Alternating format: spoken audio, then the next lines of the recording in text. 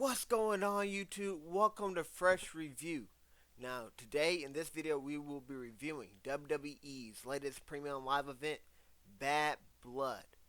Now, if you're new to the channel, what we do here is we recap each and every match of this premium live event, and then we give a rating on 0 to 5 stars, 0 being indescribably bad, 5 stars being legendary.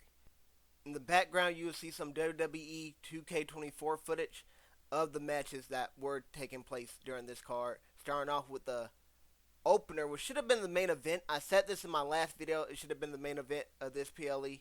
And I'm saying it again after watching the PLE. This should have been the main event. It started off with Drew McIntyre versus CM Punk. And this had a year-long feud, which is great. That's long-term booking, great storytelling. It started at the Royal Rumble when Drew McIntyre got eliminated by CM Punk, but in the process, he did hit CM Punk with a Future Shock DDT, which ended up tearing CM Punk's tricep, kept CM Punk on the shelf for some months. At WrestleMania, the feud still built because CM Punk was a guest commentator, and then CM Punk, after Drew McIntyre wins his match, he goes to gloat in CM Punk's face. CM Punk knocks down Drew McIntyre, and that leads to Drew McIntyre losing the title after he only had it for a few minutes.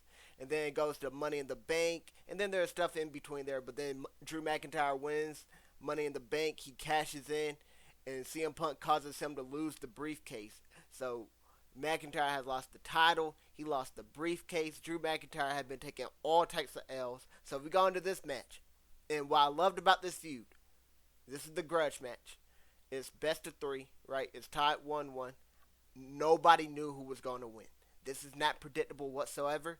My prediction was Drew McIntyre. Before we get into this, though, the recap that we're about to do, my prediction was Drew McIntyre.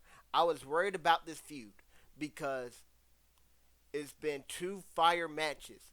Could the third one not be the best one? Ideally, you want to get better and better, and they say the best for last. So you want to see what my reviews were for the previous matches? You can go check out my videos. I have a WWE playlist. Go click on that, and then you'll see SummerSlam, where it's a special guest referee match with Seth Rollins, and you'll see Bash in Berlin, where it's a strap match. You can watch both my reviews on those matches, or you can watch my review on the whole entire card. But without further ado, let's dive right in to this. And the stakes were the end of the feud. Who was going to win this legendary feud that has been personal? And it starts with Drew McIntyre and CM Punk trading blows to start the match. Drew tosses Punk out of the ring. Punk Irish whips Drew into the cell, then rams him into the cell. Punk drags a table from under the ring. Punk brings out a chair as well, but Drew kicks him in the gut before Punk can use the chair. Then he grabs the chair, then hit Punk with the chair. Drew steps out. No, he stomps Punk's head while it's on the steel steps. Drew gets a toolbox from under the ring, and he takes out a monkey wrench. Drew tries to strike Punk with the monkey wrench, but Punk dodges and grabs the wrench himself. Punk jams the wrench into Drew's skull. Drew kicks Punk, then dislodges the table's legs, and then tries to use it as a weapon. So the legs of the table, I don't think I've ever seen this. He actually ripped the legs of the table off and then tried to jam into CM Punk's face. Punk evades and sends Drew throat first into the edge of the table. Punk grabs the table's legs and jams those into Drew's skull. So Punk actually gets the table's legs and uses them. Punk slams Drew onto the table, then tries to jam the table's legs into Drew's eyes. So I'm like, oh my goodness, this is getting gory. But Drew fights out and he escapes to ringside. Punk meets him there and attempts to go to sleep. Drew escapes and delivers a Claymore from out of nowhere. The Claymore is one of the best signatures, and they did it outside at ringside, so it was like a real tight shot. Normally in the ring, you got a little bit more room because it's like 16 by 16 or 20 by 20. They did it just outside, and my friend Dan, I watched this match with my friend Dan. He's pointed something out where the cell might be a little bit wider, so they got a little bit more room at ringside outside the ring.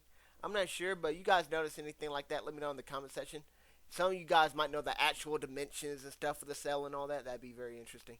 But Drew picks up Punk and throws him head first into the cell like a javelin.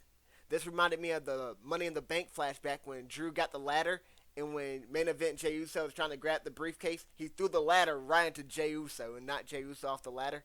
He javelin speared this man Punk head first into the cell. And it looked nasty. And Punk was bleeding when they went back to him. So, in my opinion, I think this is a blade job. Granted, the way Punk looked, well, the way he hit the cell, I would have been surprised if it was a legit cut. But we'll get back to more to that later.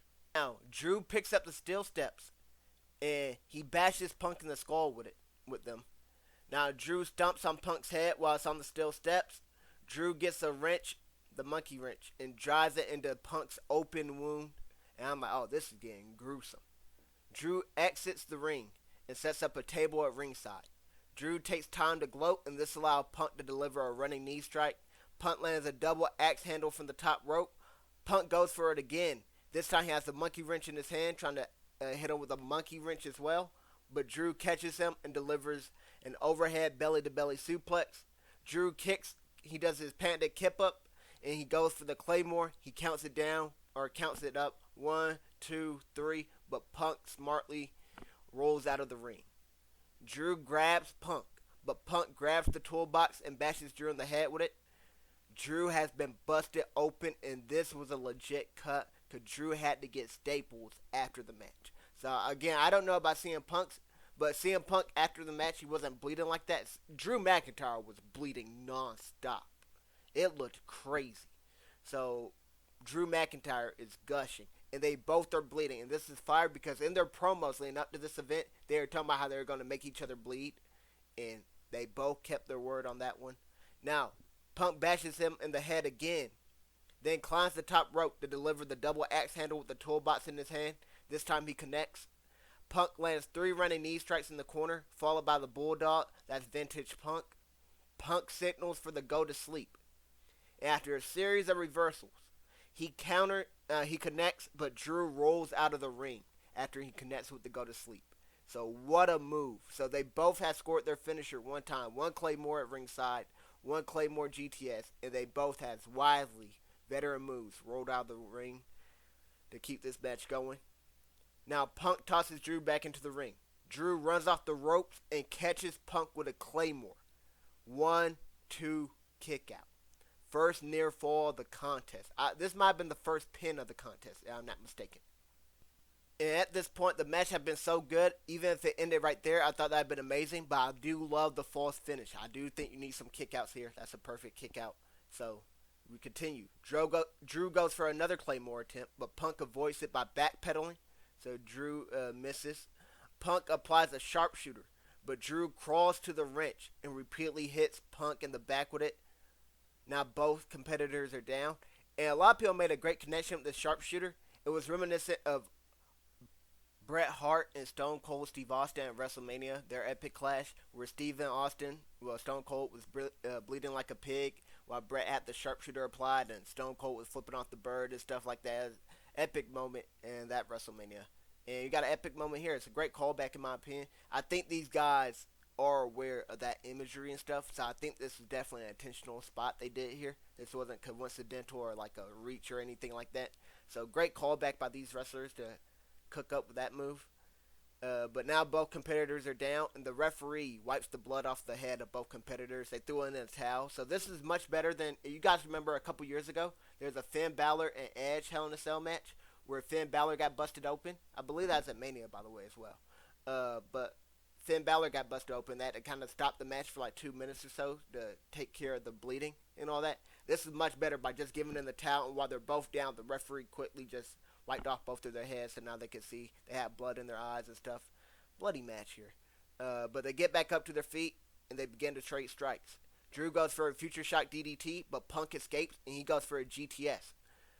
Drew escapes that, but Punk catches him with a roundhouse kick. Both are down again. Drew climbs the top rope, but Punk meets him there. Drew superplexes Punk off the top rope and onto the table at ringside. This was the best spot of the night. One of the best spots of the year. This was incredible. Not only was it effective, devastating, and all that, it looked perfectly safe, and it was dangerous and tough to pull off. Master class performance by Drew to connect with the same by Punk. because if you go at the wrong angle, you crash into the cell. They lined up the superplex perfectly and how they rotated their body, where both of them went through the table safely and stuff. But you know it was be a painful spot regardless. But it was as safe as he could possibly do it. Masterclass performance by the two athletes here. And they were down for a minute after this. Drew got back up and he sold the heck out of this. CM Punk was motionless for like 3 minutes. No exaggeration. But Drew tried to put some steel steps into the ring, and this man could barely lift the steel steps. His back was shattered. Now Drew goes for a move. I don't know the exact move, but Punk catches him sleeping and connects with a GTS, and this got a near fall. So the second near fall of the match, Drew kicks out of a Claymore. Punk kicked out of a Claymore earlier.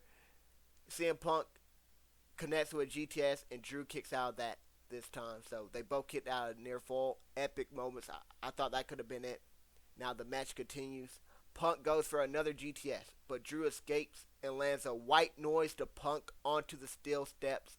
1, 2, kick out. Near fall again.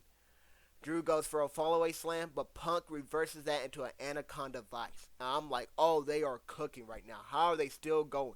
Like, how much time did these boys get? I'm like, are they finna go the full 3 hours? I would have had no problem with it whatsoever. They are cooking.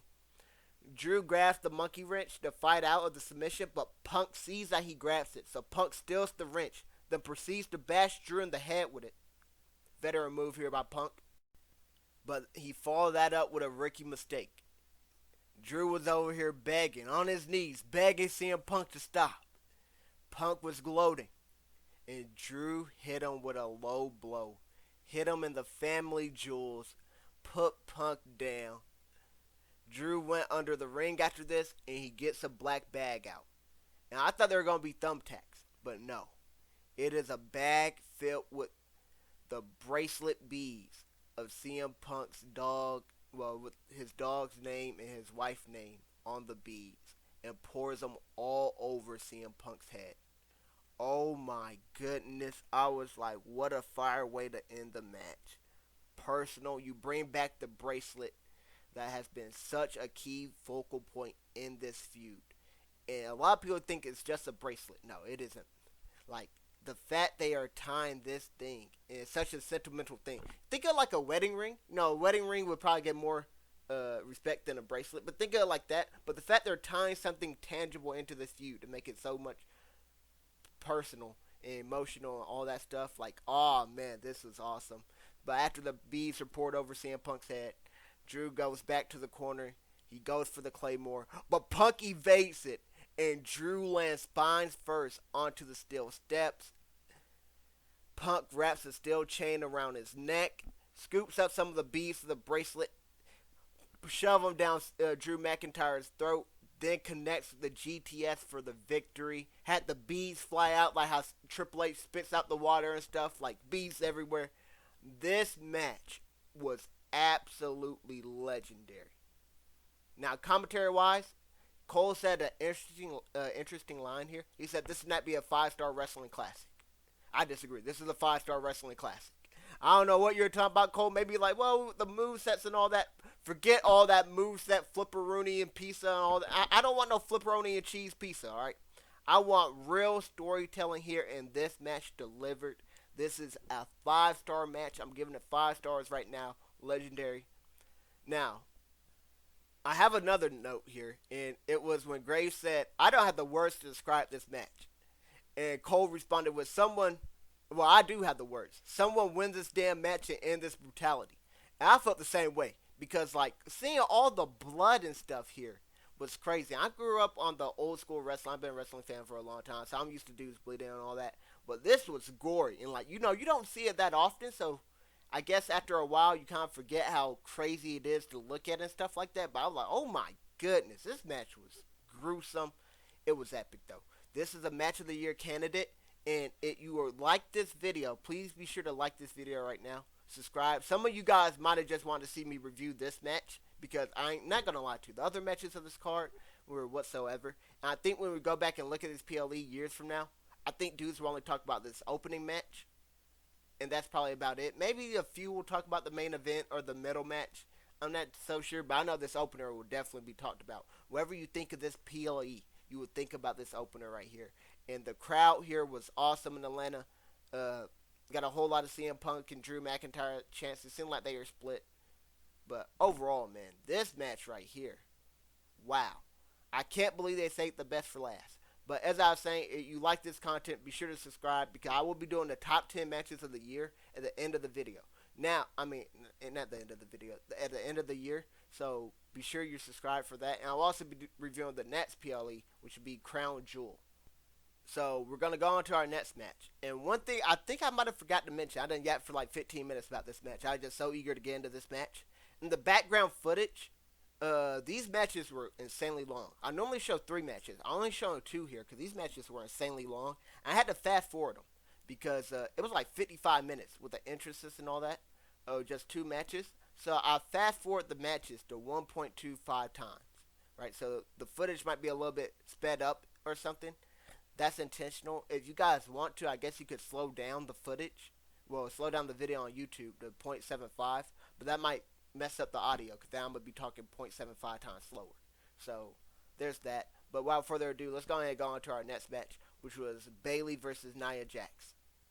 This was a rematch from their SummerSlam matchup where Nia Jax beat Bayley to gain the title. This is Bayley running it back. She had to beat Naomi to get this qualification match to a number 1 contender match. So now Bayley has a chance to get a rematch here at Bad Blood.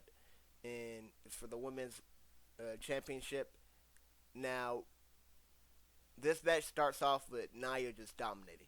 She squashes Bayley with a couple splashes, clothesline Bayley, gets an early 2 count. Nia splashes Bayley again in the corner, then delivers a hip attack followed by another splash. Nia applies a bear hug, but Bayley escapes for a roll-up. Nia kicks out and applies an ankle lock. I'm like, Bayley, you got Nia going her bag of tricks on you. Nia really isn't one for the technical submissions like the ankle lock and stuff like that. She'll put you in a bear hug, more power type submission. She out here bringing out the ankle lock. Bayley reaches the rope, then Nia delivers another splash. Nia applies a modified camel clutch. Bayley escapes and sidesteps Nia's splash. Bayley delivers a leg drop while Nia is re-entering the ring. That hangs Nia up on the middle rope. Bayley follows that up with a baseball slide. This gets a 2 count. Bayley hangs Nia on the ropes with a stunner, then follows that up with a suicide dive that barely connects with Nia. This was I always hate the suicide dive. Cause first I think it's overused, and then like for how risky it is, cause you gotta go through these ropes. It's probably like a 15 to 18 inch opening at the perfect angle. You go a little too off, your feet could hit the rope and change off your trajectory and all that.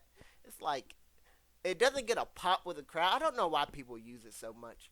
Now, I kind of hate when Rollins does 3 in a row. I'm like, bro, please just don't blunder any of these. But she goes for a suicide dive that barely connects.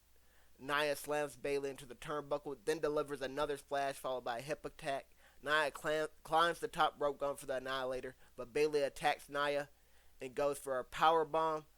Nia counters this into a Hurricanrana that looked absolutely horrendous. This was the worst spot of the night. Without a doubt, this looked horrible. This is on Botchamania, the main event of Botchamania. It was a horrible botch. It looked like Bayley just decided to do a flip out of nowhere because, oh my. I don't know whose idea this was to try this move, but the only person I think that could pull this move off with Nia is Rhea Ripley. And it still would be a tough move to even do, but I think Rhea is the only one. No disrespect to Bayley, but I don't think she's strong enough to lift Nia. And Nia also looks like she has lost a little bit of weight. So Nia looks like she's a little bit lighter. So maybe they thought they could do it now, but no. They should have kept this one in the chamber and not brought this one out. But then Nia follows that up with a belly-to-belly suplex. Near fall, so Nia stole her move. Little move thing going on. Nia goes for a hip attack, but Bayley dodges and connects with a running knee. Bayley lands a sunset flip powerbomb to Nia, sending her into the turnbuckle. Bayley climbs the top rope and delivers a big Macho Man style elbow. Nia powers out at 2. Nia runs shoulder first into the steel steps because Bayley dodged her attack. Bayley climbs the top rope to deliver an elbow to Nia's back. Bayley tries it again, but Nia counters by punching her in the stomach. Nia powerbombs Bayley into the steel steps, then slams her into the barricade. Nia barely connects with a pop-up Samoan drop, This gets a near fall. Nia goes for an annihilator, but Bayley gets back up and lands a pop-up Samoan drop of her own. Now this one was interesting. That was a fire one. Bayley doing the pop-up Samoan drop solo move thief of her own. Nia kicks out and goes for a splash, but Bayley evades that, and the referee Jessica Carr is taken out instead. Bayley delivers the Rhodes plant, but the referee is down and unable to count. Then Tiffy time. Tiffany Stratton music hits. She runs down to the ramp and assaults Bayley with the Money in the Bank briefcase or purse, whatever one you want to call it. Before Tiffy could cash in, though, Nia rises up like the Undertaker. This is a really cool spot here. Sees that Tiffany is trying to betray her. Bayley capitalizes and goes for a roll-up, but Nia kicks out. Bayley climbs the top rope. There, Tiffany distracts her. This allows Nia to climb the top rope and deliver a top rope Samoan drop. Nia follows that up by dragging Bayley's lifeless carcass to the corner and then delivers an annihilator that concludes the match. Now, this commentary I thought was really solid here. It says, "This is a message from Queen Nia Jax to the whole roster." And that's set by Graves whenever this match started with Nia's onslaught of Bayley. She dominated Bayley throughout the first 5 minutes or so of the match. And then that count would have been 3 if Jessica Carr wasn't taken out moments ago. There might have been a hitch in her count. That's another comment by Graves when he's talking about how there could have been a 3 count on that roll up by Bayley if Jessica Carr wasn't just taken out and maybe she's a little bit slow counting. I thought that was a great call there by Graves. Overall, though, I thought this match was very mid. Unfortunately, I'm getting tired of this run-in with Tiffany and Bayley and Nia and all that, where it's like the fake cash in. It's getting kind of tiresome. I kind of just want Tiffany to cash in. Hopefully, they do it at Crown Jewel. I know a lot of people have been wanting women's mid-card title, so maybe they could do something at Crown Jewel where they had Tiffany cash in, and then she becomes a double champ. Or maybe, she gets one of the belts and then they introduce another one. I don't know what they could do. But I want this to kind of end. I originally expected this to go on to like Elimination Chamber, but they've been doing this for so many matches. And I was kind of tired of this type of interference and run-in. All the other matches also had interference and run-ins as well. So overall, I'm giving this match 2.35 out of 5 stars. I thought it was slightly below average. Now we're going on to our next match, though. It is Damian Priest taking on Finn Balor. And these two were rivals. Well, actually, not rivals. They were friends at one point. Brothers, you could say. And then they became rivals because Finn Balor screwed Damian Priest over at SummerSlam. That's how Damian Priest lost his title. He puts Gunther's leg on the rope. So that pretty much Priest ended up losing the title because of that. He would have had Gunther pinned, but he got screwed over by his own best friend. And the reason why Balor did it is that Priest and Rhea got too big-headed. They thought they were the leader. They thought they were better than everybody in the group. So we got that rivalry building up to here. And this match starts off with Balor smacking Damian Priest. Ill-advised move because Priest knocks Balor's head loose with a thunderous strike in retaliation. Priest follows that up by delivering a strong Irish whip to the corner that drops Balor. Priest roundhouse kicks Balor off the apron. Priest goes for a running strike, but Balor counters that with a sling blade. Priest enters the ring, and Balor repeatedly stomps him out. Priest goes for a broken arrow, but Balor escapes and applies a headlock. Priest escapes by ramming Balor into the corner. Balor flies off the top rope directly into a right hand by Priest. Balor applies an abdominal stretch. Priest escapes that, and the two trade blows in the center of the ring. Priest gains the advantage and serves up a good 5-piece combo with a biscuit. One of those Popeye biscuit where you need a drink, you feel me? You don't want to get cotton dry mouth. You need a drink with that Popeye's biscuit. You know you do. But Balor attempts a scorpion death drop or something, but Priest counters that and reverses. And then this time he connects with a broken arrow. Balor delivers another sling blade. Priest connects with 2 spinning roundhouse kicks and a slam. This gets a near fall. I think this is the first near fall of the contest. Balor escapes Priest's razor's edge attempt, but Priest boxes the ears, as Michael Cole calls it. Then Balor delivers a Pele kick, and now both men are down. This is a cool sequence right here. Balor stomps Priest in the chest twice. Priest gets up and lands the Razor Edge. This time, this gets another near fall.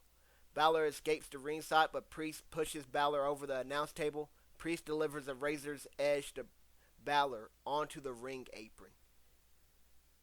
Now, I'm like, oh, this match is about to be over, but surely, of course. Lo and behold, here comes the Judgment Day interference, which allows Balor to drop kick Priest into the corner and then land the coup de grace. And I thought this was going to be the end of the match, but no, we get a near fall here. Carlito distracts the referee so JD can introduce a chair onto the scene. Priest kicks the chair into Balor's head. Priest knocks Carlito off the apron. Then he tosses JD over the ropes and into Carlito. Both those guys are down, but Balor capitalizes off the distraction and lands two coup de graces. One to the back of Priest's head, the second to Priest's lower back. He goes for a third one, but this time Priest catches him in midair and lands a South of Heaven choke slam for the victory. Now, for the commentary, we got some interesting comments here. You're just throwing your professionalism out the window. Graves when Cole was fanboying over all the Atlanta artists here that were in ringside. We're at ringside watching this match. I love that comment. I thought that was hilarious by Graves. Priest may have broken his jaw. That was when Priest hit this man with that thunderous strike. Cole said that, but then Graves returned the comment, responded by saying, Priest may have broken his own hand. That thunderous strike was so loud, it echoed throughout the State Farm Arena. And overall, I thought this match was really good. So I'm giving it 3.95 stars out of 5. I think it did everything it needed to do. But now we're going to our next match, and I thought this was the worst match of the night. Let me know what you guys thought down in the comment section down below. So, this match was Rhea Ripley, Damian Priest's Terror Twin, taking on Liv Morgan. So, the Liv Morgan Revenge Tour continues. Liv Morgan replaced Rhea Ripley in the Judgment Day, took Dirty Dom from her, and took her title as well. So, Rhea's trying to get all that back. Well, maybe not Dirty Dom. Who wants Dirty Dom? Who wants sloppy thirds, seconds? Who wants to go back to the X? No, forget about Dirty Dom. Rhea, come get with me. All right, forget about Dirty Dom, Rhea. You come over here. You know mommy needs her daddy. But this match starts off with Rhea ragdolling Liv around the ring. Rhea delivers a fall-away slam to Liv that sends her out of the ring. Liv rams Rhea into the steel steps. Liv attempts a roundhouse kick, but Rhea ducks and slams Liv headfirst into the apron. Rhea connects with a baseball slide and tosses Liv back into the ring. Liv recovers and dragon screws Rhea's leg onto the middle rope. Liv repeatedly kicks and stomps on Rhea's injured leg. So this is time back into the Monday Night Raw where Liv blindsided Rhea, injured her leg, and now Liv is reworking that same injury. Rhea's on crutches for a couple Raws, maybe just that one Raw. I can't remember which. But Liv locks in a single leg Boston Crab, but Rhea escapes and mounts her comeback. Rhea lands a series of clothesline followed by a Northern Light suplex. Liv kicks out at 2. Liv uses the apron and the ring post to continuously target Rhea's injured leg. Liv tosses Rhea into the barricade, then does a nice sunset flip powerbomb into the barricade. So that sunset flip powerbomb sends Rhea into the barricade. They did the same spot at Bash in Berlin. They did it again here. It was real nice every time they hit it. And Liv tosses Rhea back into the ring. She climbs the top rope, then tells Rhea to suck it. She does the DX suck it chop, then proceeds to land a gnarly top rope code breaker. This gets a near fall. Liv goes for the Oblivion, but Rhea escapes by flipping out of it. This is a great counter. Rhea goes for the Riptide, but Liv escapes and lands a page turner. Now the name is called the Home Wrecker. So we have a name for this move that Liv hit. It's called the Home Wrecker. Great name for it. Very fitting of the character. Because Liv did call herself a home-wrecking, man-stealing, heartbreaking, title-taking greatest champion of all time. Now, after the kick-out, Liv smacks Rhea senseless, then to the Panda Eddie Guerrero shoulder roll before going for the Three Amigos. Rhea counters the third suplex and delivers a Razor's Edge. Rhea climbs the top rope and spots that Dom's cage is open. Rhea does the Eddie Guerrero shoulder roll herself, then does the Yeet gesture, then lands a frog splash. Liv kicks out at 2. Rhea instantly transitions into the prison lock submission, Liv crawls her way to the bottom rope to force a break. Rhea ragdolls Liv into the barricade at ringside, then delivers a riptide at ringside. All this right underneath Dirty Dom's shark cage. Rhea throws Liv back into the ring, but Dom falls out of the shark cage, but his ankle is tied to the cage, so he's hanging upside down. Rhea, instead of going for the pin, she goes into the ring, tells the referee to let her finish some unfinished business with Dom, and the referee complies. This is one of the dumbest things WWE has booked all year. Because they even caught this man in 4K. They went to the referee camera to let you see the stupidity in 4K. And Corey Graves did a great job calling this out. I'll get back to this in the commentary notes after the match. But let's go ahead and finish recapping this. Rhea goes outside the ring. She grabs the kendo stick, says happy birthday to me, then assaults Dom with a kendo stick like she's hitting a pinata over and over. Then, out of nowhere, Raquel Rodriguez attacks Rhea from behind. Now, the referee sees this, but he turns his back and pretends like he doesn't see it. So I'm like, alright, maybe they're not supposed to have a DQ. I don't know what's going on here. So I'm still looking at the ref. He doesn't signal for a DQ. He's just turning his back, looking like he's trying to attend to Liv and whatever. But then the bell rings. I didn't see the ref give the sign to signal the end of the match. So then the bell rings. But Raquel throws Rhea back into the ring, then delivers a power bomb. So powers bomb Rhea. And then she gets Liv's lifeless carcass, throws her on top of Rhea to signal. Well, no, so now she's covering Rhea for a pin. But the match is over. What is this? This is like somebody didn't get the memo here, right? So let's go ahead and talk about the crowd notes and stuff before I give the review. For the crowd, we got some mommy chants, of course, for Rhea Ripley. We got the Dom you suck chants.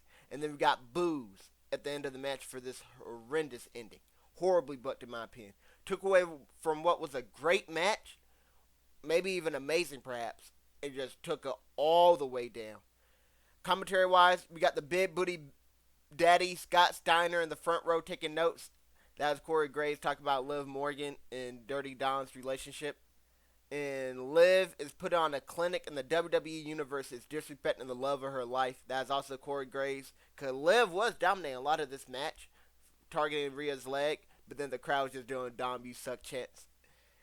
Now, Cole had some great lines here as well. He said Dom actually spent more time tonight behind bars than he did the first time. And then Dom got the door open. I think he picked the lock. Did he learn that from prison? And then you also got another great line by Cole. Rhea's trying to knock the stuffing out of Dominic. I thought that was a great one. I kind of thought the same thing when I saw him hanging upside down, kind of reminiscent of a pinata. And then Graves also had some great one. The shark cage might be worse than prison because at least there you got 3 hots in a cot. And then Graves kind of saved this blunder of the referee stuff. Like, yo, you're caught on camera, you crooked fool. Because the ref really saying, okay, go ahead, do what you got to do. You deserve it. The Rhea Ripley, you deserve it. It's crazy. That's what the fans say to wrestlers, not what the ref is supposed to say. You're not supposed to just let this man. Well, she could go assault Dom with the kendo stick, but you gotta be counting out. It gotta be a 1, 2, 3. Like you got 9 seconds to do, so you better get back in this ring and then just letting it happen is crazy work. I don't know who booked this match, but it ruined what could have been a really great match. So I'm giving this match, which could have been truly great, perhaps even amazing, a slightly above average right now. I think it's better than the other women's match, which was like a snooze fest from start to finish.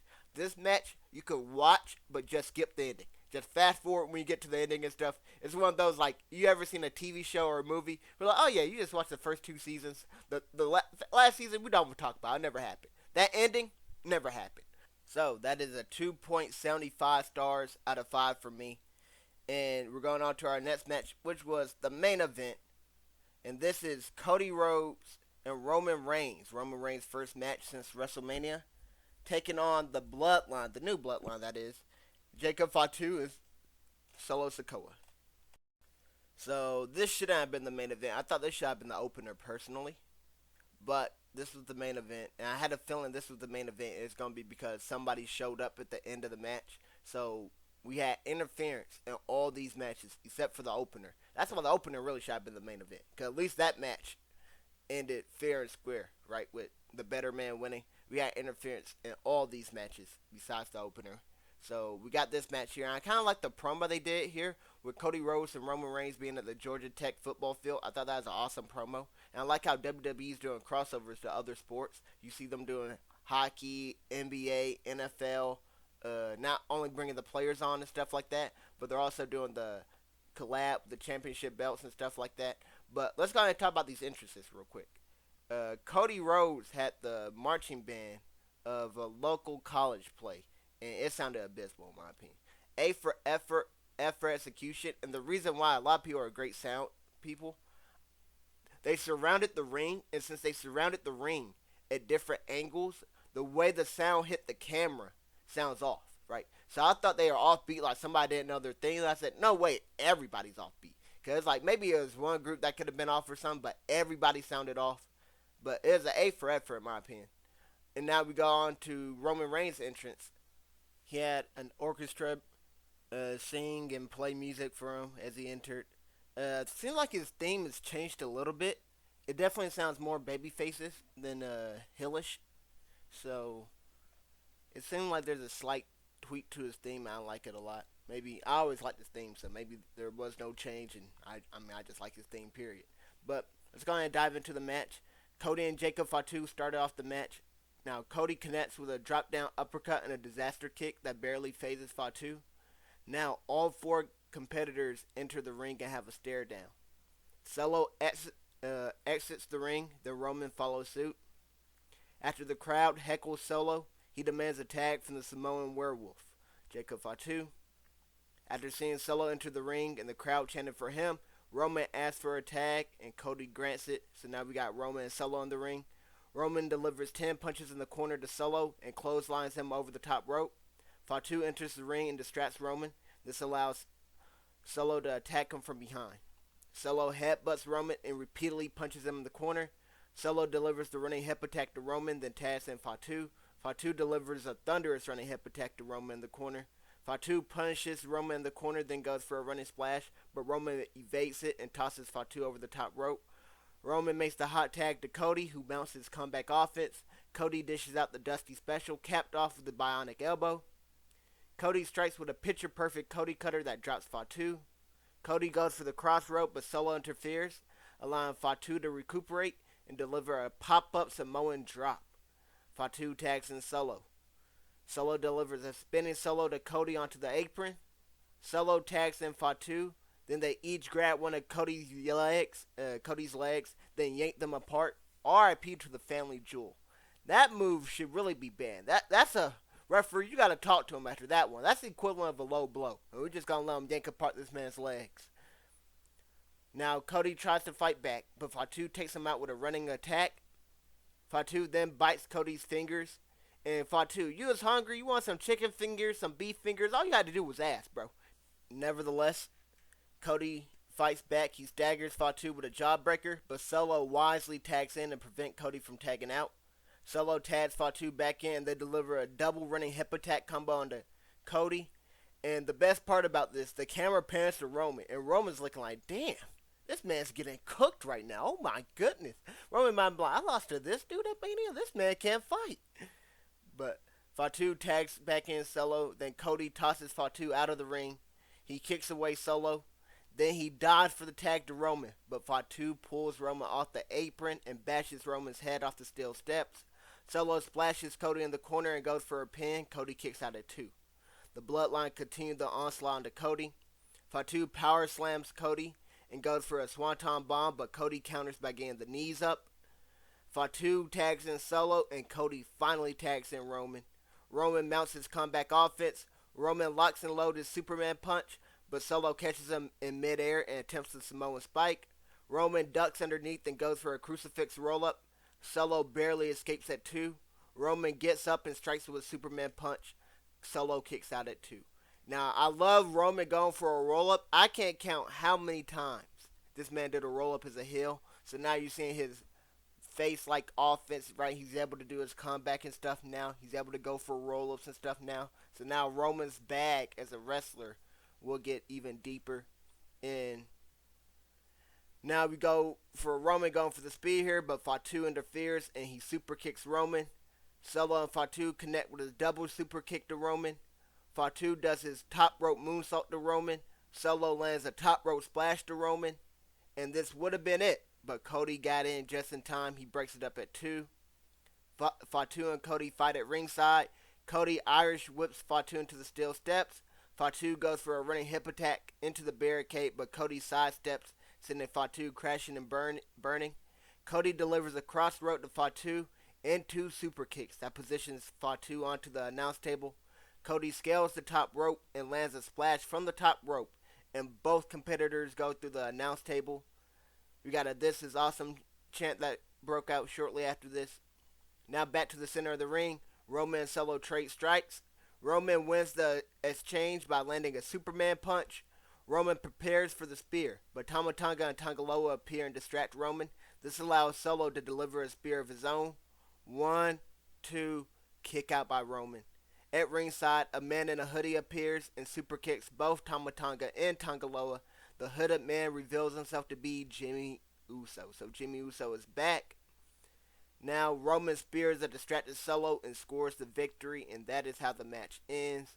The crowd was solid throughout this match except for one thing. They gave you some Solo sucks chants, some F you Solo chants. Of course they did the whoa during Cody's entrance and the OTC chants. Everybody had one finger in the sky during Roman's entrance. But they also gave some "you can't wrestle" chants, and these were directed at Solo.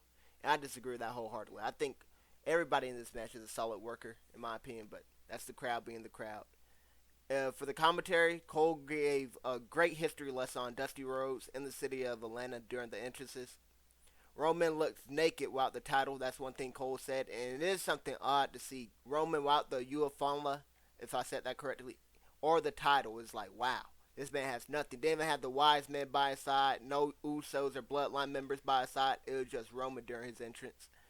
And then Gray said another great line. He said, "You may need Atlanta PD because Jacob Fatu cannot be stopped." And then Cole said, "Blood is thicker than water." And this was when when Roman and Jimmy embraced each other after the match. And after the match, there's some more stuff that happened. Roman and Cody stared each other down after the match, and then Roman and Jimmy Uso left the ring. The Bloodline took this opportunity to jump Cody in the center of the ring. Roman and Jimmy turned around. They saw the jumping happening. They ran back into the ring to save Cody from the beatdown. Now, Cody's title, the Universal title, was on the ground. Roman picked it up. He handed it to Cody. Cody raised the title above his head. Then the most electrifying man in all of sports entertainment entered the arena. The Rock, the final boss, the People's Champ, came in. He raised his eyebrow, counted to 3, then left. And that is how the show went off the air. I thought this was an amazing match. I'm giving it a 4.50 stars out of 5. Now, I still think this should have been the opener. I think that I've been fired to have The Rock started, and Twitter where I've been going crazy, or X, whatever you want to call it, where I've been going crazy. And I think more people are tuned into this match, and everybody saw the main event and got more people hyped for WWE, in my opinion, after seeing that legendary CM Punk and Drew McIntyre. That's the proper main event. But we got that. And also, after the show, Cody Rhodes was attacked by Kevin Owens in the parking lot. So this is interesting storytelling by WWE. Overall, though, I thought this was a lackluster PLE, but it had 2 really great high points, a midpoint, and then 2 not so great moments. Thought it was an okay show. Definitely wasn't my favorite. Might have been the worst. But let me know what you guys thought of Bad Blood. And as always, thanks for watching. Hope you guys enjoyed. I hope to see you guys on the next one. Crown Jewel.